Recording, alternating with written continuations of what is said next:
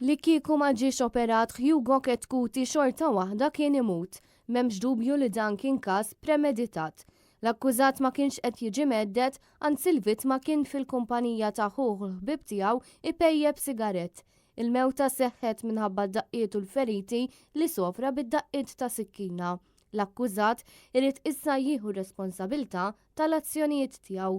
Dan stqarru l-avukat Kevin Valletta mill-Uffiċċju tal-Avukat Ġenerali meta t-tlieta kien qed ifehhem lill-ġurati dwar għaliex Bojan Xmelik qed jiġi akkużat bil-qtil tan-negozjant Hugo Chetcuti u qal li m'hemmx dubju li kien l-akkużat li wettaq dan id-delitt u li għandu jinstab ħati.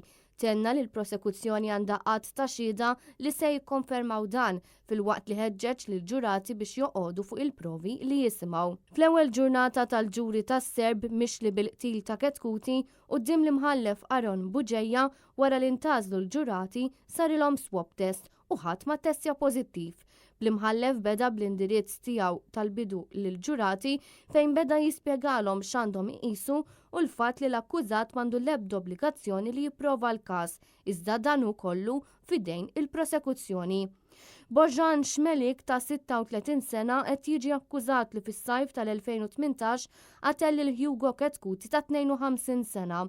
Chetcuti kien mit-l-isptar wara l-aggressjoni minn Xmelik, ex impjegat tal-grupp Hugos f'Paċeville f'Lulju tal-2018. L-avukati Joe Giglio u Mario Spiteri qed jidhru bħala parte ċivile għan-nom tal-familjari tal-vittma. Il-prosekuzzjoni qed titmexxa mill-avukati Kevin Valletta u Marija Francesca Spiteri mill-Uffiċċju tal-Avukat Ġenerali. Bl-istħarriġ tal-każ jinsab f'idejn l-Ispettur Nikolaj Sant. Id-difiża qed titmexxa mill-avukat Simon Mikallef Strafraċ.